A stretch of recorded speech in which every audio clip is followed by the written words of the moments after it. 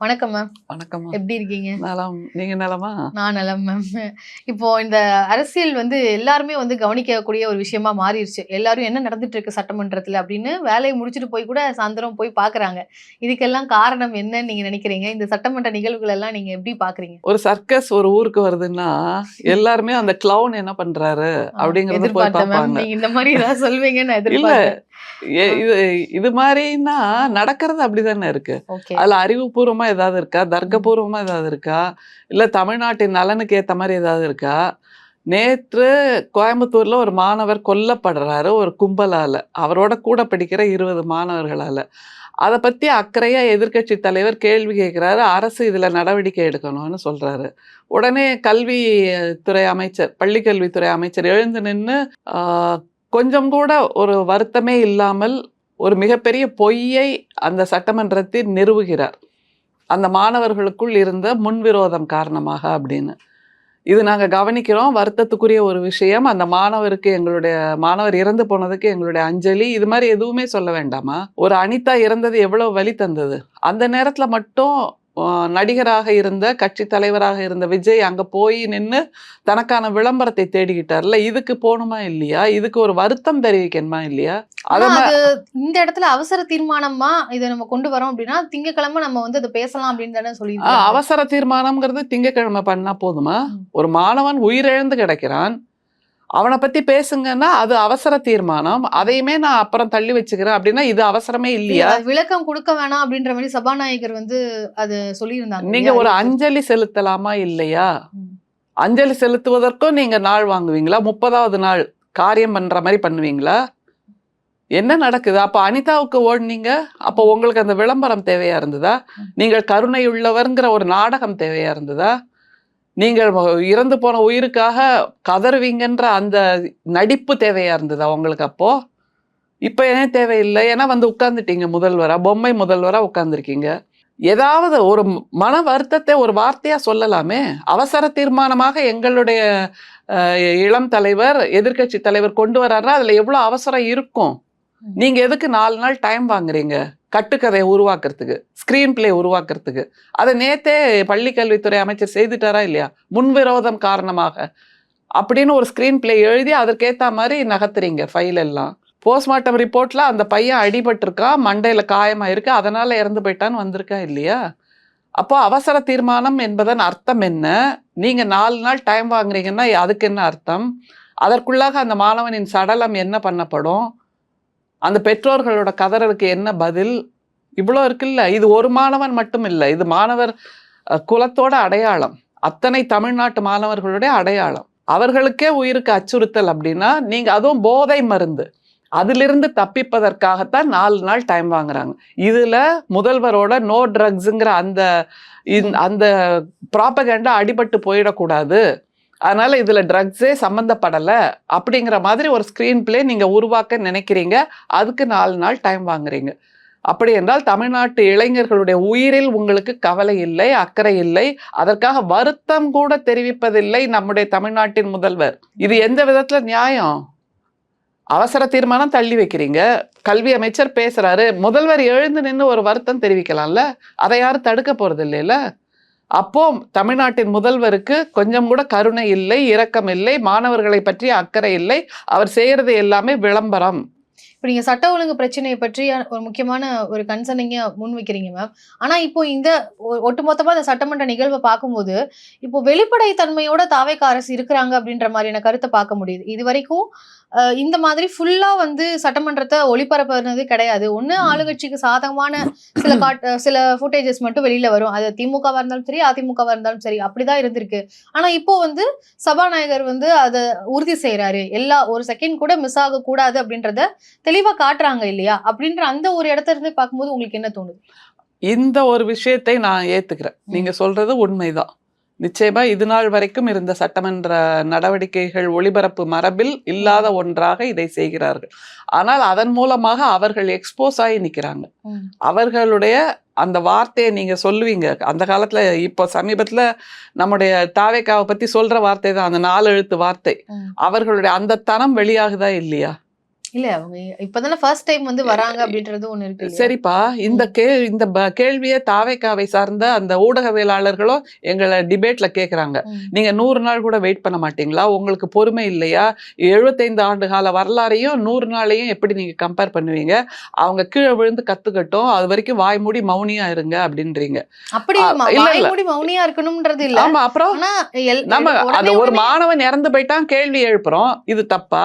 அது சரி மேம். ஆனா இப்ப இந்த அப்புறம் ஒரு கேள்வி வந்து பட்ஜெட் செஷன்ல பேசுறாரு. பட்ஜெட் செஷன்ல நம்முடைய நிதியமைச்சர் அவர்கள், மரியாதைக்குரிய மாண்புமிகு ஆங்கில புலமை வாய்ந்த ஆங்கில அறிஞரான மரிய வில்சன் அவர்கள் பேசுறார். அவர் என்ன சொல்றாரு? என் மொழி இப்படிதான் இருக்கும், உனக்கோசரம் நான் மாத்திக்க மாட்டேன், என்னோடது யூனிக், என்னோட யூனிக் இதுதான் அப்படிங்கிறாரு. எனக்கு ஒரே ஒரு கேள்விதான் இருக்கு, அதுக்கு மட்டும் பதில் சொல்லுங்க. என்னன்னா, இவங்க அரசியலுக்கு புதுசுன்னு சொல்றீங்க, 100 நாள் தான் ஆச்சுன்றீங்க. ஆனா இந்த 30 வயசு, 35 வயசு, 40 வயசு, 45 வயசு, முதல்வரோட 51 வயசு, இது வரைக்கும் அவங்க இருந்தது எல்லாமே தமிழ்நாட்டுல தானே. அப்ப தமிழ்நாட்டுல நீங்க எதையுமே பார்க்கலையா? எதையுமே அனுபவிக்கலையா? எதையுமே உணரலையா? ஒரு நிகழ்ச்சிக்கு போனா தமிழ்த்தாய் வாழ்த்து பாடப்படும் முதலில்ங்கிறத நீங்க காது கொடுத்து கேட்டதே இல்லையா? அல்லது பட்ஜெட் செஷன்ல எப்படி நிதியமைச்சர் எழுந்து நின்று கம்பீரமா வாசிப்பார், அதை நீங்க பார்த்ததே இல்லையா? நீங்க சொல்றதெல்லாம் சரிதான் மேம். ஆனா இந்த இடத்துல அவங்க முதல் முறையா இப்ப நிதி அமைச்சரா ஆகிருக்கிறாரு. இதுக்கு முன்னாடி அவருடைய ஸ்பீச்சஸ் பாத்தீங்கன்னா 2 மேடைகள்ல தான் அவர் பேசுறதே நம்ம வந்து பார்த்திருப்போம். அதுவுமே ஒரு முறை அது வந்து நிதி அமைச்சரா அவர் வந்து பட்ஜெட்டை வாசிக்கிறது, இன்னொன்னு வெள்ளை அறிக்கை வந்து அவர் சொல்றது, இது 2தையும் வந்து நம்ம வந்து பார்த்திருக்கோமே. அவர் அந்த மாதிரியான அவர் ஒருவேளை அவருடைய தனிப்பட்ட இடங்கள்ல அவர் வட்டார வழக்குல அவர் பேசி இருந்திருக்கலாம். இந்த இடத்துல அவருக்கான சிரமங்கள் இருக்கு. அவர் என்ன கன்வர்ஸ் பண்றாரு அப்படின்ற புரிஞ்சுக்க இடத்துல இருந்து நம்ம அதை பார்க்கலாம் இல்லையா?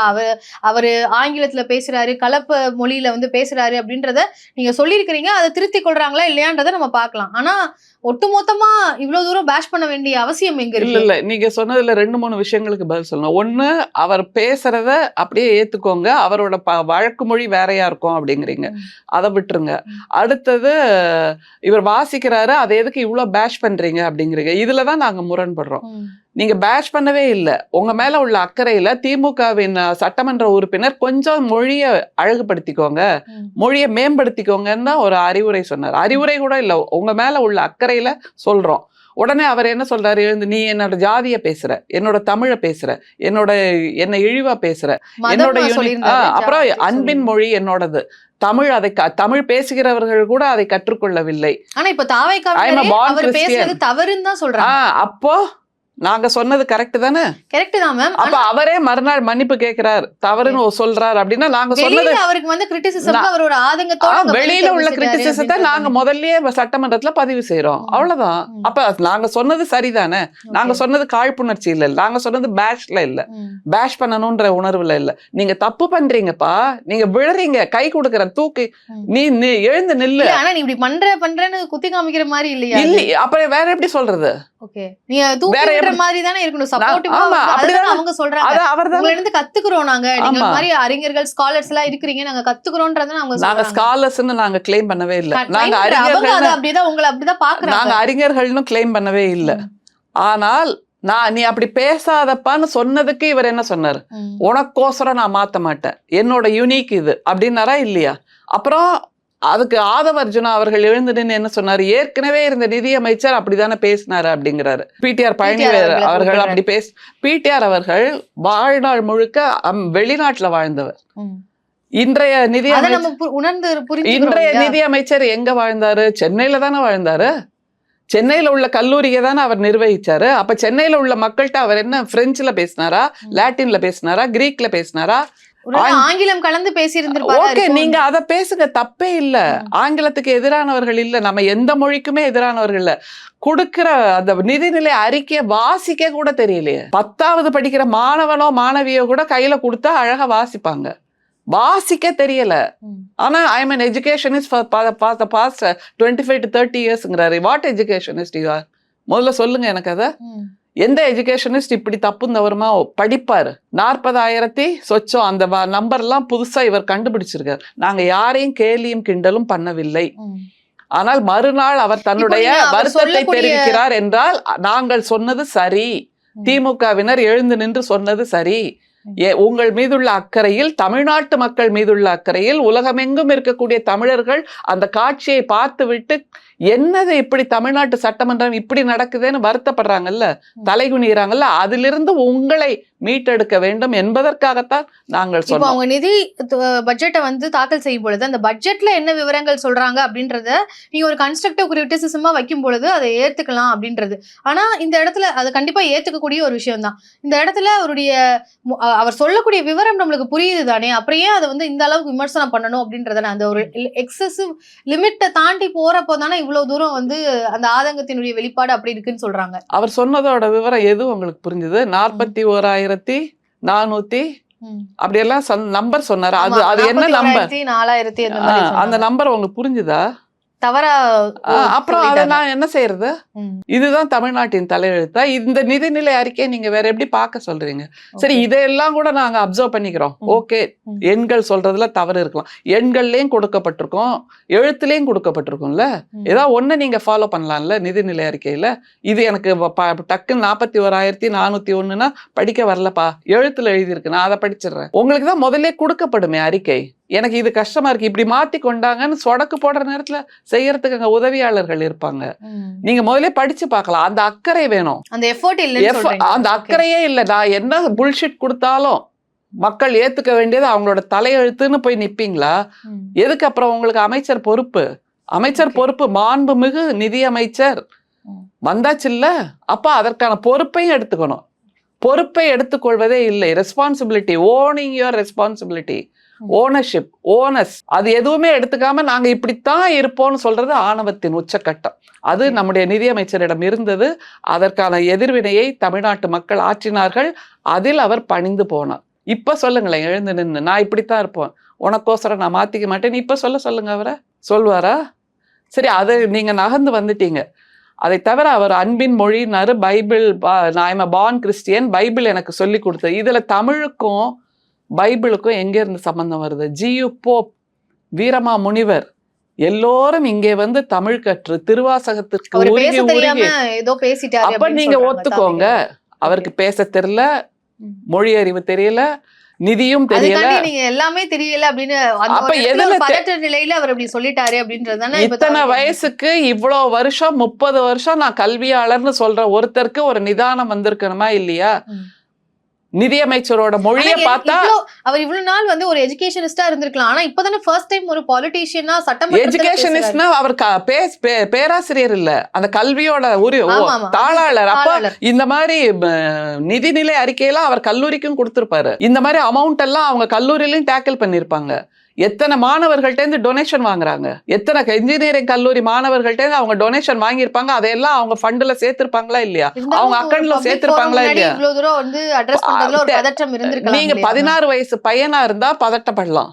when you are claiming that you are an educationist for the past 30 years and எல்லாருக்கும் எல்லா ஸ்கில்லும் இருக்கணும்ன்ற அவசியம் இல்லையா மேம்? சரிப்பா, உருட்டுக்கட்டை ஸ்கில் மட்டும் முதல்ல வந்துடுச்சு. உருட்டுக்கட்டையால அடைக்கப்பட்ட அறையில யாரையோ அடிச்சு நொறுக்கிறார், ஜன்னல் வழியா பேசுற வார்த்தையை கேட்கவே முடியல, அது மட்டும் வந்துடுச்சு முதல்லயே. அப்போ you are born like that. You have not, என்ன சொல்றது, you have not trained yourself to be a decent எஜுகேஷனிஸ்ட்னு சொல்லலாமா? Okay, sorry to use this word, but இதுதான் நிலை. ஓகே, நான் இன்னொரு செய்தி வந்து நேற்றுக்கு பார்த்தேன் மேம். நேற்று சட்டமன்ற நிகழ்வுகளை ஃபுல்லாக பார்த்து முடிச்சுட்டு நம்ம செய்திகளை பார்க்கும் பொழுது மக்கள் எல்லாம் என்ன சொல்கிறாங்கன்னு இந்த ட்விட்டரில் பார்க்கும்பொழுது ஒரு கருத்து வந்தது. அதாவது நம்மளுடைய எதிர்க்கட்சி தலைவர் உதயநிதி ஸ்டாலின் அவர்கள் வந்து தன்னுடைய சொந்த கட்சியினர் மேலேயே ஒரு சந்தேக நிலைக்கு வந்து போயிட்டாரு அப்படின்ற மாதிரி. குறிப்பா பாத்தீங்கன்னா இப்ப MRK பன்னீர்செல்வம் அவர்களா இருக்கட்டும், ரகுபதி அவர்களா இருக்கட்டும், இவங்க எல்லாம் வந்து ஒரு மென்மையான கிரிட்டிசிசம் தான் முன்வைக்கிறாங்க. ஒரு ஏற்கனவே உள்ள இன்ஸ்ட்ரக்ஷன்ஸ் வந்து நீங்க கரெக்டா கேள்வி எழுப்புங்க, ஸ்ட்ராங்கான கொஸ்டின்ஸை வந்து முன்வைத்து தாவேக்காவினரை சுட்டி காமிங்க அப்படின்ற இன்ஸ்ட்ரக்ஷன்ஸ் போயிருந்தோம். அவங்க வந்து மென்மையா வந்து அவங்களை ஹேண்டில் பண்றாங்க. அப்போ ஏதோ ஒரு வகையில தாவேக்காவினருக்கு பணிந்து போறாங்களா, இல்ல அவங்க பவர்ல இருக்காங்கன்றதுனால அந்த மாதிரி மென்மையான போக்கை வந்து கடைபிடிக்க பண்றாங்களா அப்படின்னு உதயநிதி ஸ்டாலின் அவர்களுக்கே சந்தேகம் வந்திருக்கு அப்படின்ற மாதிரியான ஸ்பெகுலேஷன்ஸா போய்கிட்டு இருக்கு. இதை நீங்க எப்படி பாக்குறீங்க அப்படின்றத உங்க கருத்தை சொல்லுங்க. இது இந்த நரேட்டிவ் செட் பண்றதுன்னு ஒண்ணு இருக்குல்ல, அதை டிவிக்கே ரொம்ப கரெக்டா பண்ணோம். அதே மாதிரிதான் அவங்க நரேட்டிவ் செட் பண்ணி பாருங்க உங்க கட்சி எம்எல்ஏக்களே எங்கள்கிட்ட சாஃப்டா வராங்க, எங்களோட கொடுக்கல் வாங்கலோட இருக்காங்க அப்படிங்கிற மாதிரியான ஒரு இது எல்லாமே அண்டர் கிரவுண்ட்ல இருக்கிற வார்த்தைகள் தான்.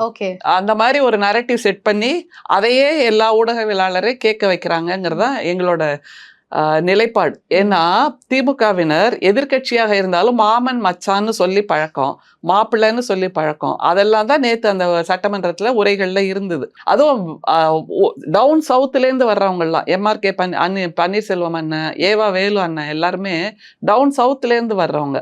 அவங்க எடுத்த உடனே மாமன் மச்சான் அண்ணன் தம்பி மாப்பிள்ளை இப்படி எல்லாம் தான் சொல்லுவாங்க. அதனால எங்க ஊர் மாப்பிள்ளை. ஆனா அதுக்கு சட்டமன்றம் நடக்கிறதுக்கு முந்தின நாள் தான் வந்து உதயநிதி ஸ்டாலின் அவர்களை கைது பண்ணி ஒரு நாள் ஃபுல்லா வந்து அலக்கழிச்சதெல்லாம் இருக்கு. அவங்களே அதை வந்து குறிப்பிட்டிருக்காங்க. அதுக்கப்புறம் போய் எப்படி மாமன் மச்சான்னு சொல்ல தோணும் அப்படின்ற கேள்வி வராது. அதுல எங்களுடைய இளம் தலைவரை அலைக்கழித்ததை தமிழ்நாடே வேடிக்கை பார்த்தது. அதுல முதல்வர் அவர்கள் முகத்தில் கரி பூசப்பட்டதுங்கிறதையும் வேடிக்கை பார்த்தது இல்ல. சோ அதுவே போதும். திரும்பவும் நாங்களே அதை பேசிட்டு இருக்கணும்னு அவசியம் இல்ல. பேசிட்டு இருக்கணும்னு அவசியம் அதை பேச தேவையில்லை. ஆனா ஏன் வந்து அந்த இடத்துல ஒரு மென்மையான போக்கு இருக்கணும்ன்றத இப்ப சௌமியா அன்புமணி அவர்களை பாத்தீங்கன்னா, இப்போ இந்த இடத்துல எல்லாருமே வந்து இன்ஸ்டாகிராம்ல இருந்து எல்லாருமே வந்து இப்ப நாங்களே கார்ட்ஸ் எல்லாம் மேக் பண்றோம். யார் சட்டமன்றத்துல நல்ல உரையாடினாங்க உங்களுடைய பார்வையை சொல்லுங்கன்னு மக்கள் கிட்ட கேட்டா கமெண்ட்ல ஃபுல்லா சௌமியா அன்புமணி அவர்கள் பெயரை சொல்றாங்க. ஏன் அது திமுகவினருடைய பெயர் வரலன்ற எண்ணம் எங்களுக்கு வராதா? ஏன் வரல? அந்த ஸ்பேஸை யார் கிரியேட் பண்ணது? இல்ல இப்ப நீங்க அந்த சட்டமன்றத்துல எங்களுடைய திமுகவின் உறுப்பினர்கள் பேசியதெல்லாம் நீங்க கேக்குறீங்க. அவங்களோட துறை சார்ந்த கேள்விகள், அதற்கு தவறான தகவல் தாவேக்கவினர் தரும்போது இவங்க எழுந்து பதில் சொல்றாங்க மிகச்சரியா. காவேரியை பற்றிய நிலைப்பாட்டை பாட்டாளி மக்கள் கட்சியை சார்ந்த சௌமியா அன்புமணி எழுப்புறாங்க. அது மாதிரி திமுகவின் எங்களுடைய இளம் தலைவர் எழுப்புறாருல்ல.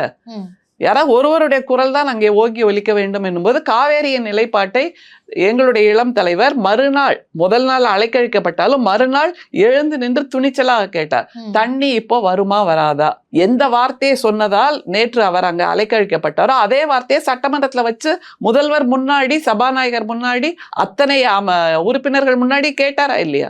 அந்த துணிச்சல் இருக்கா இல்லையா? நீங்க அதை அப்படி பார்க்க மாட்டேங்கிறீங்க. எப்பவுமே இல்ல மஞ்சள் கண்ணாடி போட்டு பார்த்துக்கிட்டே இருக்கிறதா இவர்களுடைய வழக்கமாக இருக்கு. நான் உங்களை மட்டும் சொல்லல, இவர்களுடைய வழக்கமாக இருக்கு. மக்கள் அல்லது தாவேக்காவினர். ஆனா பொதுமக்களை பொறுத்த வரைக்கும் அவங்க எல்லாத்தையும் வந்து நம்மளுடைய பிரச்சனையை பேசுறாங்களா, யார் நம்ம பிரச்சனையை பேசுறாங்க அப்படின்னு தான் அதை வந்து பாக்குறாங்க. இந்த இடத்துல இப்ப மரிய வில்சன் அவர்கள் பேசினதை தப்புன்னு உடனே அவரை மறுநாள் வந்து திருத்தி பேச வச்சாங்களா இல்லையா? அப்ப அந்த இடத்துல மக்கள் வந்து ஒரு நியூட்ரலான ஒரு போக்குல தானே இருக்கிறாங்க. அப்ப ஏன் மக்கள் வந்து அந்த இடத்துல திமுகவினர் வந்து சரியான கேள்வி கேட்டாங்கப்பா அப்படின்ற அந்த எண்ணம் ஏன் வரல? நீங்க இதை இப்படி பாருங்க, நான் இந்த இன்டர்வியூலயே முதல்ல சொன்னதுக்கு நீங்க பேஷ் அப் பண்றீங்க அப்படின்னீங்க. அடுத்தது அதான்பா, நான் உங்களை சொல்லல, மக்களோட உணர்வை தான் நீங்க கேக்குறீங்க. முதல்ல ஏன் பேஷ் அப் பண்றீங்க, வெயிட் பண்ண மாட்டீங்களான்றீங்க. சரி, அதுல இருந்து கொஞ்சம் மென்மையா பேச ஆரம்பிச்சா நீங்க இப்படி ஆயிடுறீங்களா, அவங்களுக்கு விலை போயிட்டீங்களா அப்படிங்கிற ஒரு உணர்வை கேக்குறீங்க. அப்ப எந்த டோனை தான் நாங்க எடுக்கிறது? இப்போ ஏவா வேலு அவர்கள் வந்து இன்டர்வியூல வந்து சொல்றாங்க, ஆதவ அர்ஜுனா அவர்களுடைய மாமனார் எனக்கும் வந்து ஃப்ரெண்டு தான் அப்படின்னு அவர்களுடைய மாமனாரையும் அதேதான் சொல்றாங்க. இப்போ செங்கோட்டையன் அவர்கள் என் கூட படிச்சவங்க அப்படின்னு சொல்றாங்க. இப்படி எல்லாருமே உறவுக்காரரா வந்து சொல்றாங்க. அப்புறம் விஜய் அவர்களை பொறுத்த வரைக்கும் எனக்கு பிடித்தமான ஒரு நடிகர் அப்படின்னு சொல்றது. இந்த எல்லாமே வந்து அப்படி போகும் பொழுது இந்த கேள்வி வர்றதுல என்ன தவறு இருக்கு? ஏன் அந்த மாதிரியான ஒரு மென்மையான போக்கை கடைபிடிக்கணும்? ஒரு ஸ்ட்ராங்கான ஒரு கிரிட்டிசிசம் வைக்கலாம் இல்லையா? நீங்க வந்து சண்டை போடுற மாதிரி பேசணும்ன்றது நம்ம எதிர்பார்க்கறது இல்ல. நீங்க கிரிட்டிசிசம் வைக்கிறதே நீங்க வந்து ஸ்ட்ராங்கா வைக்க மாட்டீங்களே. நீங்க நல்ல கேள்வி கேக்குறீங்க, நீங்க நல்லா பேசுறீங்க, ஆனா ஏன் வந்து இப்படி சொல்றீங்க, இப்படிதான் கேக்குறாங்க தவிர நீங்க சொன்னது தவறு அப்படின்னு ஒரு ஸ்ட்ராங்கா சொன்னது தவறுன்னு நேத்து போக்குவரத்து துறை அமைச்சர் எழுந்து நின்று பேசும்போது அவர் சொன்னாரு. இல்ல, இன்றைய போக்குவரத்து துறை அமைச்சர் எழுந்து நின்று பேசும்போது அவர் சொன்னாரு, முதல்வர் நான் பயணிக்கின்ற வாகனம் போலவே பொதுமக்களுக்கும் இருக்கணும்னு நினைக்கிறாரு, அதனால எல்லா பஸ்ஸையும் ஏசி பண்ணிடணும் அப்படின்ன உடனே ஏற்கனவே அமைச்சராக இருந்தவர் எழுந்து என்ன சொன்னார்? திமுகவில் இருந்து யோசிச்சு பாருங்க, இப்ப எடப்பாடி அவர்கள் கூட அதுக்கு பதில் கொடுத்திருந்தாங்க. எடப்பாடி அவர்களும் பதில் சொன்னார். நான் முதல்வராக இருந்திருக்கிறேன், நீங்கள் சொல்லுவது கேட்பதற்கு நன்றாக இருக்கிறது ஏற்கனவே தவிர பழுதான வண்டிகள் இருக்கு, அதையே சரி செய்யல சரி அப்படின்னு செய்யணும், அதற்கு நிதி நிலைமையும் வேணும், நீங்க அதை பத்தி எல்லாம் பேசல, காதுக்கு இனிமையா இருக்கிறத மட்டுமே பேசுறீங்க அப்படின்னு சொன்னாங்களா இல்லையா? சொன்னாங்க. அதே மாதிரி மரிய வில்சன் அவர்கள் ஒரு தவறான தகவலை 14,000 கோடி வந்து சேர்ந்துடுச்சு அப்படின்ற மாதிரி ஒரு தகவலை சொன்னப்போ தங்கம் தென்னரசு அவர்கள் எழுந்து நின்று எப்படி வந்தது, அந்த சோர்சஸ் எல்லாம் சொல்லுங்க, அதனுடைய விளக்கத்தை சொல்லுங்கன்னு தெளிவான கேள்வியை தான் கேட்கிறார். ஸோ எங்கே கேள்வியை கேட்க வேண்டுமோ அங்கே நாங்கள் கேட்கிறோம். எல்லா நேரத்திலையும் கம்பு சுத்திட்டு இருக்கணும்னு இல்லை. எங்களுடைய திராவிட முன்னேற்ற கழகத்தின் இயல்பே மென்மையான போக்காகவும் இருப்பது, நகைச்சுவையோடு இருப்பது. எங்களுக்கென்று வரலாறு இருக்கிறது. அதனால் நாங்கள் மாமனார் மாமியார் அல்லது மருமகன் மாப்பிள்ளை இப்படி எல்லாம் பேசுறோம். அவங்களுக்கு தான் வரலாறு இல்ல தாவேக்காவினருக்கு. மாமனார் மாப்பிள்ளைன்னு சொல்லி நீங்க ஆதவர்ஜுன் அவர்கள் தான் வந்து அந்த மாதிரியான கேள்விகள் எல்லாம் முன்வைக்கிறாரு. அவர்கிட்டயே உறவுகள் சொல்லி கேட்க அப்படிதான் வந்து பண்ணணுமா அப்படின்றதான கேள்வி. அது உங்களுடைய இயல்பு அப்படின்னு சொல்றீங்களா? திராவிட முன்னேற்ற கழகத்தினர் அம்மையாரோட ஆட்சி காலத்துல ஒரு குறிப்பு வந்து தெரியல, அவரை பார்த்து சிரித்தார் அப்படின்ன உடனே பதவியை விட்டு விலக்கினதெல்லாம் இருந்தது. ஆனால் திராவிட முன்னேற்ற கழகம் அப்படி இல்லை. கட்சி ரீதியாக கருத்தியல் ரீதியாக எதிரெதிரில் இருக்கிறோமே தவிர மனிதாபிமானத்தை விட்டு உங்களோடு எப்போதும் வாளை சுழற்றி கொண்டு இருக்க வேண்டும் என்பது கிடையாது. அதை விட முக்கியமாக எங்களுடைய தலைவர் பிஜேபியின் தலைவர்களின் வீட்டில் நடக்கின்ற விசேஷங்களுக்கும் செல்லுவார். அமர அவர்கள் பக்கத்தில் இருக்கவர்களுடைய வீட்டில் மரணங்கள் நேர்ந்தால் அதை விசாரிப்பதற்கு முதலில் செல்பவர் எங்களுடைய தலைவர். அந்த மனிதாபிமானத்தை நீங்கள் கவனிக்க வேண்டும். இல்ல இப்ப உதயநிதி ஸ்டாலின் அவர்கள் சட்டமன்றம் நடக்கிறதுக்கு முன்னாடி பிரஸ் மீட்ல என்ன சொன்னாங்க, நீங்க சட்டமன்றத்துல வந்து இந்த மாதிரி நாங்க கேட்கிற கேள்விக்கு தைரியம் இருந்தா பதில் சொல்லுங்க அப்படின்ற மாதிரி சொன்னாங்க. தைரியத்தோட வந்து ஓரளவுக்கு ஹேண்டில் பண்ணிட்டாங்கன்னு நினைக்கிறீங்களா தாவேகா? நீங்க வந்து சர்க்கஸ் கூடாரம் மாதிரி இருந்தது அப்படின்றத தொடக்கத்திலேயே வந்து பதிவு பண்ணீங்க. ஸ்டில் வந்து நீங்க இந்த சைடு இருக்கக்கூடிய எதிர்கட்சி அவர்ல இருக்கக்கூடியவர்கள் எல்லாருமே வந்து ஒரு எக்ஸ்பீரியன்ஸ்டான பாலிட்டிஷியன்ஸ். தமிழ்நாட்டுல முக்கியமான ஒரு அரசியல்வாதிகளா இருக்கிறாங்க. திமுகவினர், அதிமுகவினர், முன்னாள் முதலமைச்சர்கள்ல தொடங்கி எல்லாருமே வந்து அங்க இருக்கிறாங்க. ஆனா இங்க வந்து எல்லாருமே ஃப்ரெஷ்ஷா தானே இருக்கிறாங்க. அது ஓரளவுக்கு ஹேண்டில் பண்ணாங்களா அப்படின்ற கேள்வியை வைக்கும் பொழுது உங்களுக்கு என்ன தோணுது? நீங்க இதை திரும்ப அரசியல் அரீனாக்குள்ள வந்ததுக்கு அப்புறம் ஹேண்டில் பண்றதே கேக்குறீங்க. நான் என்ன கேக்குறேன், இவங்க இத்தனை வயசுக்கு, அவர்களோட வயசுக்கு இத்தனை நாள் தமிழ்நாட்டுல வாழ்ந்துட்டு தானே இருக்காங்க. அந்த அனுபவம் இப்ப உங்களுக்கே, அவங்களெல்லாம் விட சின்ன வயசு உங்களுக்கு ஒரு புரிதல் இருக்கா இல்லையா? தமிழ்நாட்டுல அரசியல ஃபாலோ பண்ணிட்டு வரோம்ல, என்னென்ன நடந்துட்டு இருக்கு. ஓகேப்பா, நம்ம தமிழ்நாட்டுல தான் டீ கடையில கூட அரசியல் பேசுகிற தமிழ்நாடு, சலூன் கடையில அரசியல் பேசுற தமிழ்நாடு. அப்புறம் எப்படி நீங்க அரசியல் கட்சியில வந்து இணைய முடியும்? ஒரு கருத்தியல் இல்லாமல், சமூகத்தின் மீது அக்கறை இல்லாமல், சமூகத்தில் இந்த தவறெல்லாம் நடக்குது, இதை சரி செய்யணுங்கிற உணர்வு இல்லாமல் நீங்க எப்படி ஒரு அரசியல் கட்சியில வந்து சேர்றீங்க? மரிய வில்சன் எதற்காக சேர்ந்திருப்பார்? ஆதவர்ஜுனா எதற்காக சேர்ந்திருப்பார்? ஒரு அங்க இருக்கக்கூடிய அத்தனை பேரும் வேறு எதற்காக சேர்ந்திருப்பார்? ஒரு அக்கறை இருந்தா சேர்ந்திருக்கலாம்.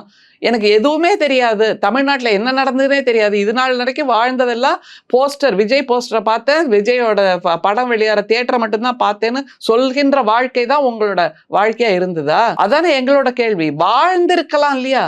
தமிழ்நாட்டுல 1000 நிகழ்வுகள் தினம் நடக்கும். நீங்க எந்த அடிப்படையில அவங்க சரியா பண்ணலன்னு சொல்றீங்க? சரியா வாழலையா? அப்போ இந்த தமிழுக்கு தான் தமிழ்நாட்டில் முதலிடம்ங்கிறது எல்லாருக்குமே தெரியுமா இல்லையா?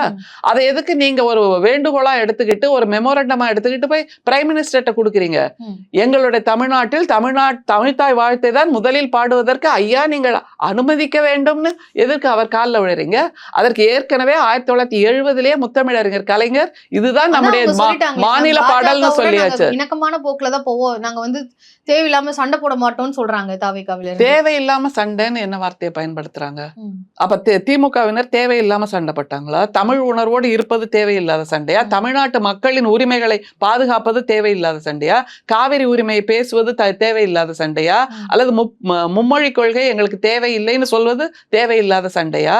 அப்ப நீங்க செய்யறதெல்லாம் தேவையான விஷயம் அப்படின்னா, இருமொழி கொள்கைக்கு நாங்கள் ஏற்றுக்கொள்கிறோம்னு சொல்றது தேவையானது.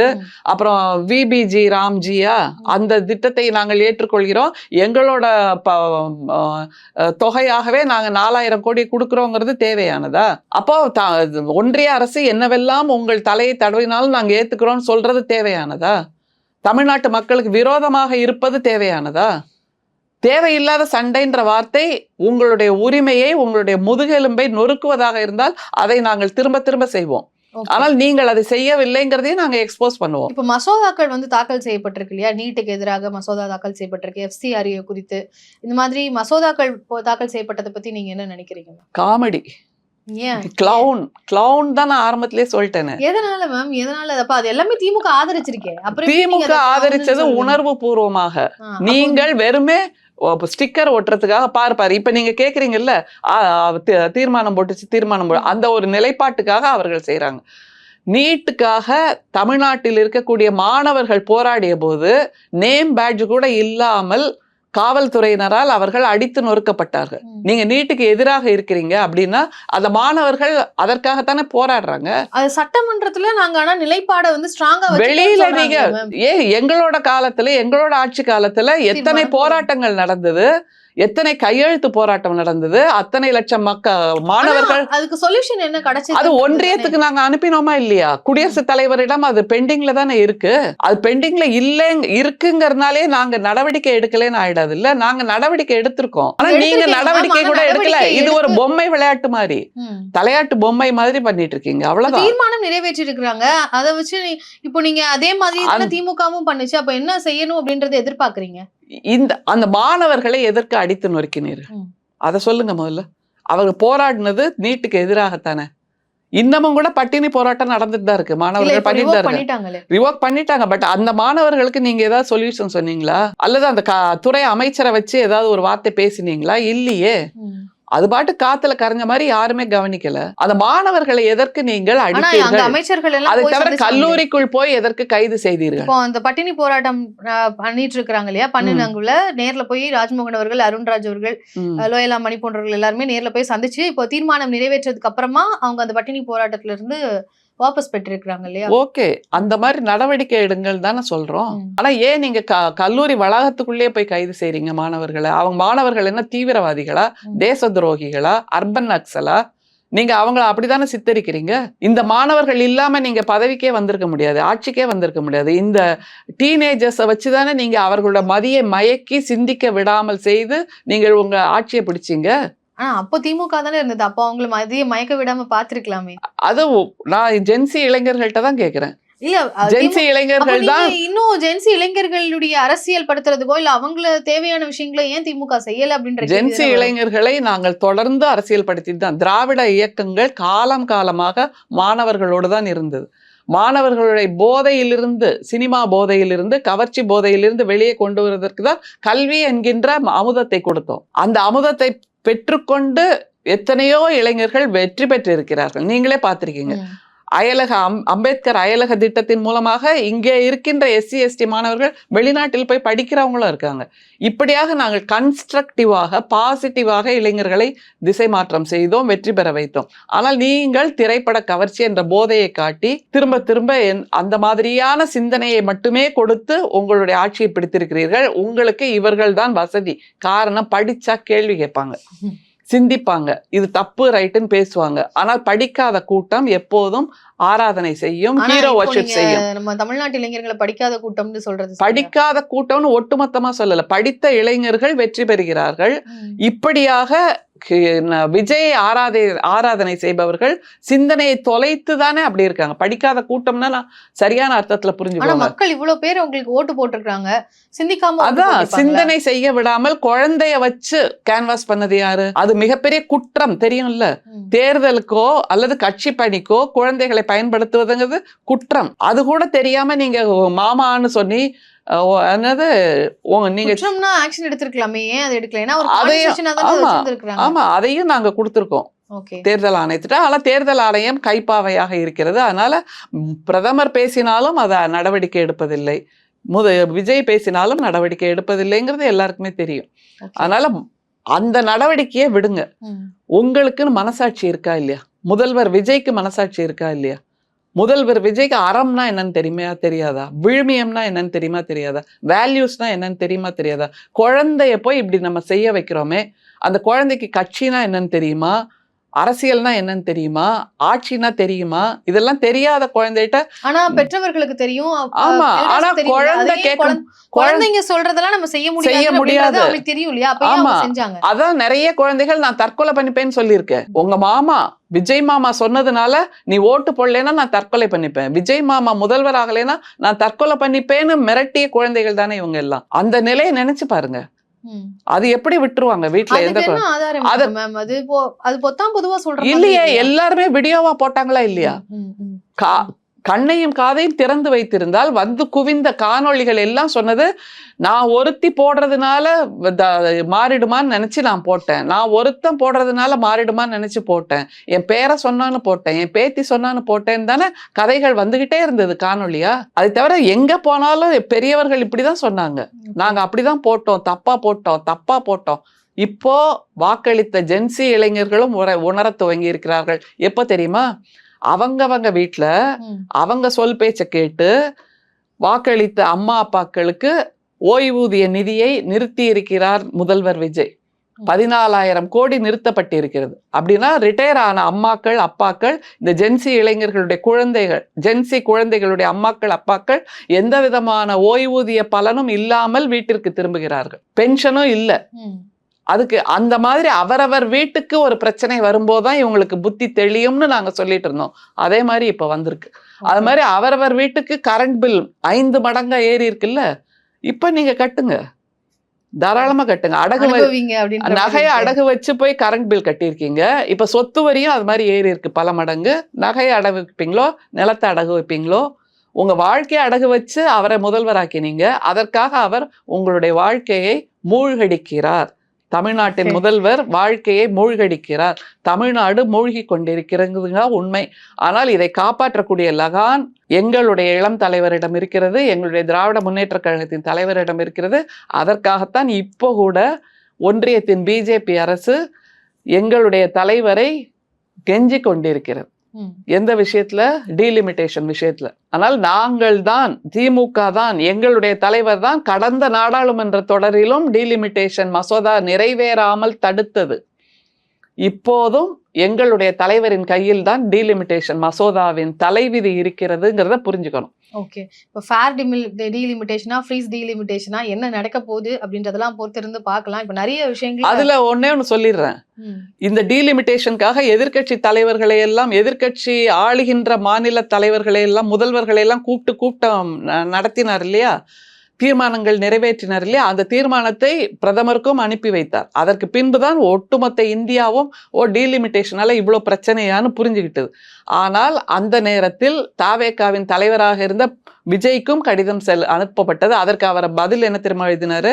இது ஒன்றும் மக்கள் பிரச்சனை சார்ந்த விஷயம் இல்லை, ஜனநாயக பிரச்சனையும் இல்லை, இது ஒன்றும் பிரின்சிபல் பிரச்சனை இல்லை, இது இஷ்யூ இன் பிரின்சிபல் தானே தவிர பிரின்சிபல் இஷ்யூ இல்லை அப்படின்னு பன்னான் வேர்ட்ஸ் எல்லாம் பண்ணி அனுப்பினார். போன மார்ச் மாதம் அனுப்பியிருக்கார். இப்போ ஆகஸ்ட்ல அவரோட நிலைப்பாடு முழுக்க மாறிடுச்சு. நானும் என் புருஷனும் கச்சேரிக்கு போறாருங்கிற மாதிரி நானும் ஒரு எம்பிக்கள் கூட்டத்தை நடத்திட்டேன் பாத்தியா அப்படின்னு அதிலும் தவறாக நடத்தி இருக்கிறார். எம்பிக்களை கூப்பிடணும்னா நீ அந்த கட்சி தலைவருக்கு தான் அழைப்பு கொடுக்கணும், அவர் நாமினேட் பண்ணுவார் எந்த எம்பி போகணும் வேண்டாம் அப்படிங்கறது. நீங்க பாட்டுக்கு உங்க வீட்டு கல்யாணத்துக்கு கூப்பிடுற மாதிரி இன்விடேஷன் அனுப்பினா வந்துருவாங்களா? அந்த புரிதல் கூட இல்லையா? இப்ப தாவேகா எம்எல்ஏக்களை கூப்பிட்டு யாராவது ஒரு மீட்டிங் நடத்தினா யாருக்கு கூப்பிடுவாங்க? தனிப்பட்ட தாவேகா எம்எல்ஏக்களுக்கா அல்லது முதல்வர் விஜய்க்கு கூப்பிடுவாங்களா? இந்த புரிதல் கூட இல்லாமல் அவர், இதைத்தான் நான் சொன்னேன், ஒரு கிளவுனிஷ் கவர்னன்ஸ் நடந்துட்டு இருக்கு, கோமாளிகளின் ஆட்சி நடந்து கொண்டிருக்கிறது. அரசியலும் தெரியவில்லை, அறமும் தெரியவில்லை, சமூகமும் தெரியவில்லை, சமூகவியலும் தெரியவில்லை, பொருளாதாரம் தெரியவில்லை, எதுவுமே தெரியாதவர்களின் கூட்டமாக தாவேகா கூட்டத்தினர் ஆட்சியை நடத்தி கொண்டிருக்கிறார்கள். அதனாலதான் சட்டமன்றம் ஒரு சர்க்கஸ் கூடாரமாக இருக்கிறதுன்னு நான் சொல்றேன். உங்களுடைய ஸ்ட்ராங்கான விமர்சனத்தை பதிவு பண்ணியிருக்கிறீங்க. மக்கள் என்ன சொல்றாங்க அப்படின்றத பொறுத்திருந்து பார்க்கலாம். உங்களுடைய கருத்துக்களை எங்ககிட்ட பகிர்ந்ததுக்கு மிக்க நன்றி. நன்றிமா.